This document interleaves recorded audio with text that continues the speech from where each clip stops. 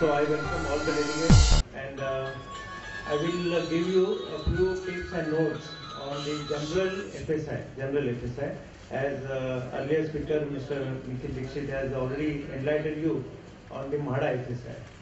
This is general FSI. General FSI means what actually? That I will give you the specific brief on this. See, basically in Bombay, whenever the redevelopment is happening, development is happening, it is happening as per the regulation that has been in force. Now, what is that regulation? This regulation is about the Development Controls Rules and Regulations of 1991. Today, whatever is happening to the Mumbai is as per the DCR 1991, which is been introduced in the year 1991. Basically, in 91, the government, while introducing the new DCR, thought of many things. And they thought of what actually? They thought of that in 1940s many buildings are constructed in Mumbai, in 1920s many buildings are constructed in Mumbai, in 1960s many buildings are constructed, and all those are getting dilapidated.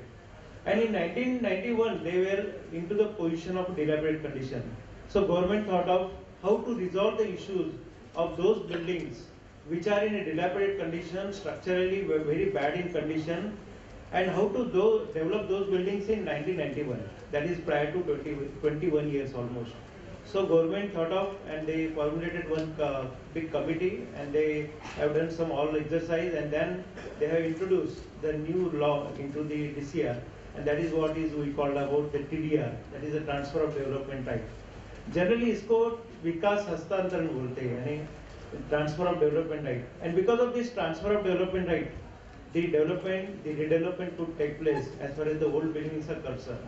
And we are talking about the redevelopment, so the TDR is the most important part of the redevelopment. So TDR is the one portion of the FSI which was introduced in the year 1991.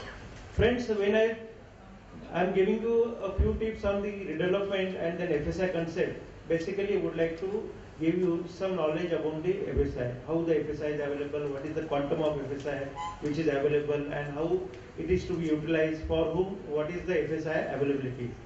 Basically, when the FSI is there, the FSI is into the eastern suburb or western suburb. The FSI is equal to your plot potential. Whenever the land of the whenever the plot owner's land is there, and if that land portion is less than 2125 square meter, the FSI, that potential FSI on the land is 1:1. That is whatever is the land component available on a plot of land is equals to the your plot potential FSI. That is the plot potential built up area, which I call as an equal to 1:1. So basically 1:1 is the FSI which is available into the western suburb and eastern suburb. On this, over and above this one FSI, there is an additional FSI available by paying the premium to the government of Maharashtra into the escrow account, into the Reserve Bank. That law is called as, that FSI is called as the 0.33 FSI. This 0.33 FSI is available on the entire plot of land up to the 2125 square meter, and then this FSI is not a free. This FSI we need to purchase as per the formula that has been given by the government. So as per the formula given by the government, the developer or the society or owner of the plot need to deposit certain amount into the escrow account, and then this FSI is available for development.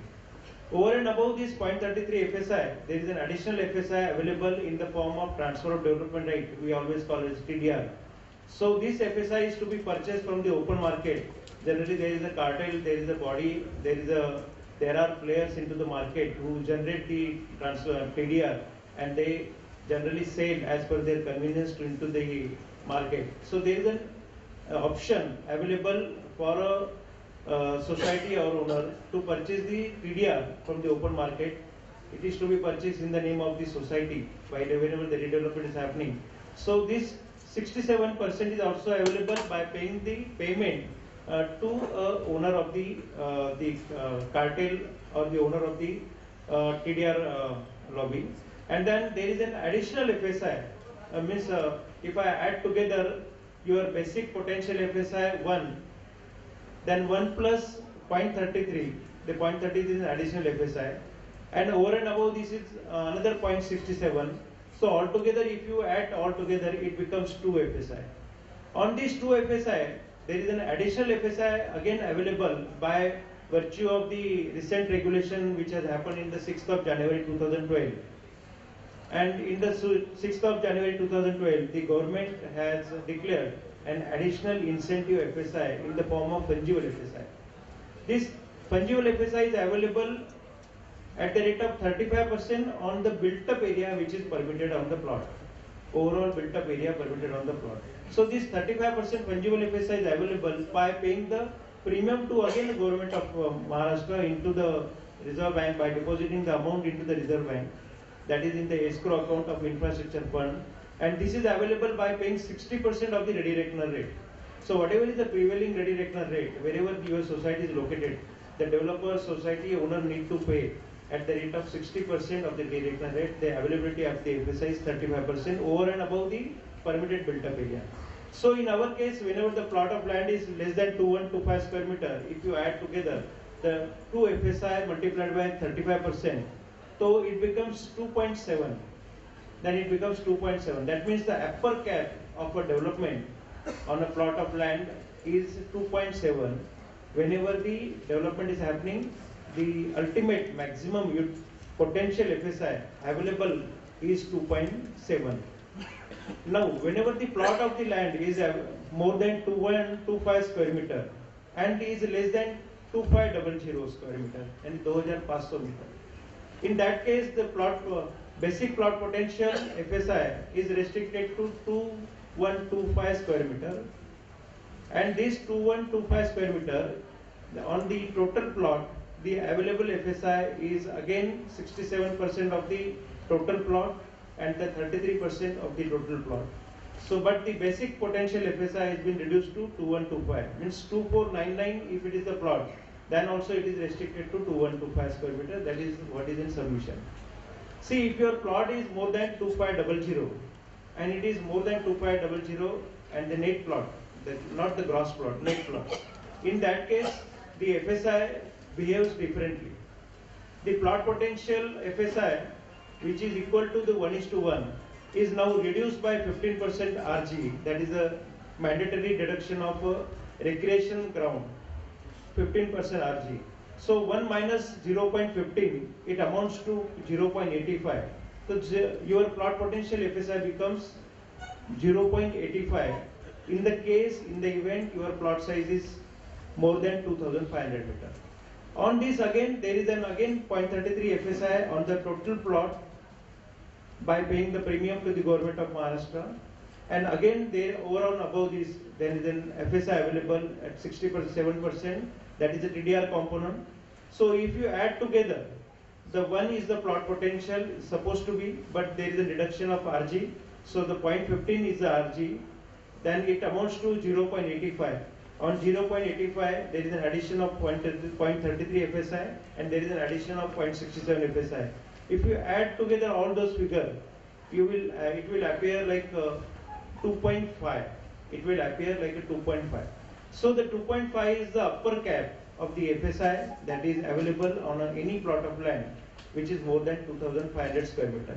See, there are many regulations beyond this also. If you see your property, everybody's property is different. So don't go by all those kind of equations. Generally, many of the plots are getting affected by the setbacks. Many plots are getting affected by some accommodation reservations, some reservations. We have to carve out and we have to check. But a general perception, for the sake of general perception, we are just giving you some few tips on the FSI aspect. Basically, sir, Mr. Prabhu has given me a kind of a hint that you also highlight and entitle on how the Supreme Court ruling is affecting the general proposal. See, basically, Supreme Court has given some judgment on a Kohinoor case, and this is more about the open spaces index, rather, open spaces, the mandatory open spaces. The mandatory open spaces, as per the rules, are different because as per the rules, generally is h by 3, height by 3, or h by 5 whenever the dead wall is there, or h by 3, that is height divided by 3, whenever there is a light and ventilation, or the light and the building is dependent on the external source of light and ventilation. So that means the mandatory open space is much higher than 6 meter in any case. Whenever even the building is height is 24 meter, that is still plus 7 building is there. The height of the building is 24 meter. If h by 3 is the rule, then the required open should be minimum 8 meter. But the many cases, due to the hardship of providing the open spaces into the plot of land while going for development or redevelopment, the municipal commissioner has is empowered to condone the open space deficiency to the extent of as per his discretionary power. So generally the municipal commissioner used to approve those. The Supreme Court order has restricted that to certain extent, and that extent is that whenever the development is happening, at least on one side of the plot,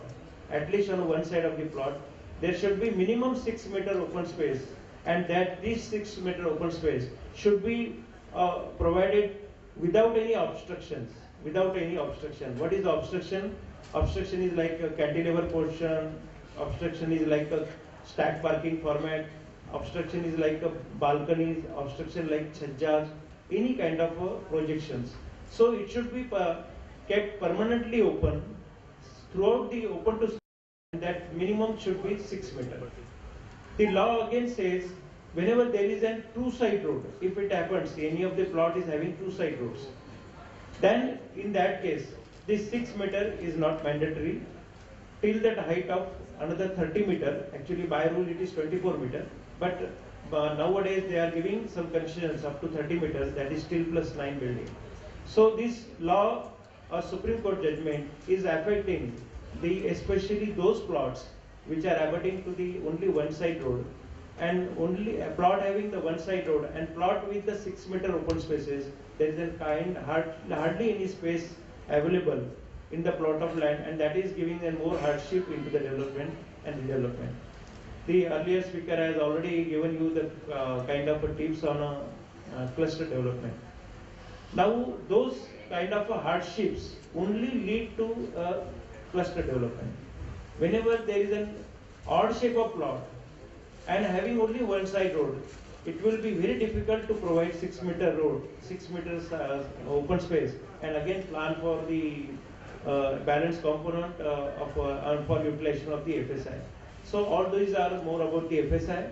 The FSI, as earlier speaker has given some tips on 33.9. I wanted to add few points into that.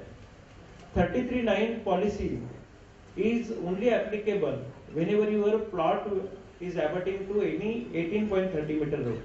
In suburb, especially in suburb, whenever the road width is 60 feet, that is 18.30 meter road, then only this policy is applicable, not for all those plots. Second, this policy gives a very incentives, as he has already given you some brief actually, and this is very encouraging policy. It may happen, it may not happen, that is a different thing. Still the policy needs more clarity, and we are awaiting for the government to declare the policy and giving the more clarity on the revenue aspect or other aspect, FSI utilization, whether it is available for gross plot area, whether it is available for the net plot area, or whether it is available for the one plot having only 10,000 meter and above, and different societies within a single plot, different societies within the single plot and having the federation, but the CTS number is one. All those clarities we require from the government end, and we are expecting that government will give it in another 3-4 months. So this is more about this FSI. If anybody wanted to ask me the question about any FSI aspect, I shall reply. Yeah, there is a question about FSI available on CRZ area. See, basically the FSI available on CRZ, this is the one body, the CRZ, which has severely damaged the Bombay's development. It is severely damaged, because what happened in CRZ, only one FSI, potential one FSI is only to be utilized. Only one FSI is to be utilized, and there is no additional FSI available over and above this one FSI, because even point 33 policy says that it cannot be utilized on a plot of land wherever the CRZ affected land is there. Even the TDR is banned to be utilized on the land whenever it is a CRZ land. So it is a purely CRZ areas or the CRZ2 plot of plots. Whenever it is happening, the development is happening, it is only giving you one single FSI on a plot. Yeah. On the so how on the railway track, what is the FSA available or what is the NOC is required? See, basically on a railway track, there is no FSI structure is different other than this actually. In a railway track, some nodal agencies NOCs are required.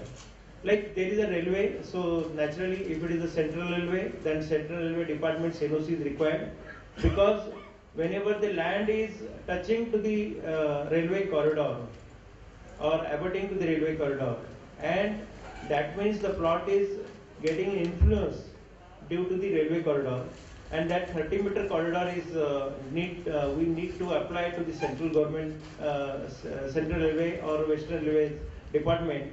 Generally they go by their own ways, they have their own line actually on their document.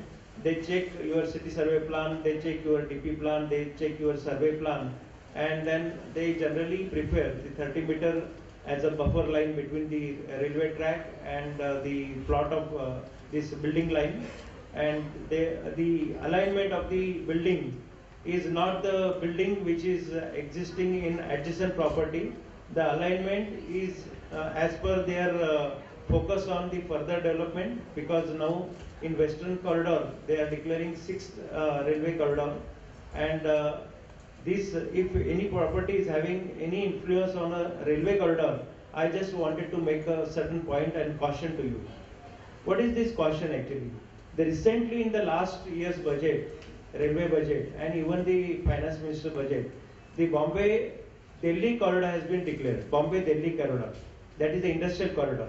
Because of this industrial corridor, they are very meticulously following this process, and they will be giving you the line whereby the building line will have a face and no cantilever portion is allowed within this corridor.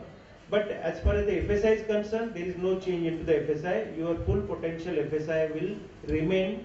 It is to be utilized in the balance component, balance portion of the land which is available for development.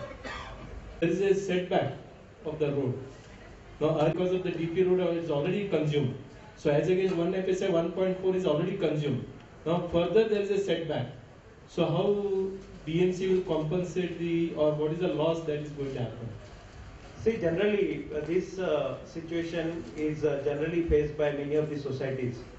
That whenever the society is going for redevelopment, they came to know, oh my God, my land is already surrendered earlier by the developer for the purpose of the road widening, and some portion of the land is already merged, and then still there is a subsequent setback into the property, which is again damaging my property, and my plot potential is getting reduced to. See what is happening here. There was a Land Act bill, probably you might be knowing this year only, there were 2 bills were passed into the parliament. One is about the food bill and then another is the land bill. So Land Act bill is there, and this Land Act bill has given a full and final judgment on this. Because if you remember, there was a session at Yashwantrao Chavan Sabhagrah where the Mrs. Mahajan, she was the chairperson of the Land Act bill. She has also attended many MCHI, CREDAI, the PIETA's submissions, but finally the Parliament has refused to, and the law and judiciary law, the Supreme Court has also given judgment, the final law is in force. What is the law says? Law says that whatever potential land has been merged into the road for the purpose of the public road, that potential, whatever, if it is amount to 100 square meter, the developer or society need to purchase whatever the TDR is there, you will be purchasing less 100 square meter of the component of TDR. So it is not benefiting you. because while submission to the even this chairperson Land Act bill, actually we have submitted, rather I was also one of the party to it. We have submitted that in a Bombay, it is not a rural area, it is Bombay. In a Bombay, the land is very precise, and when the land is precise, we are handing over our land for the purpose of road widening. If my component of land is 1000 square feet, ongoing rent as far as the vacant land is concerned, if that is 1 lakh rupees per square feet, I am delivering you 1 lakh square feet of per square feet of land for the purpose of widening. But however, you are giving me only a kind of an incentive, and that is only not to buy the TDR of that particular component. But that component means TDR, present TDR rate is 3,500 rupees square feet. So I am getting only 3,500 rupees in lieu of surrendering to the land, which is for the road widening. So I am not getting benefit.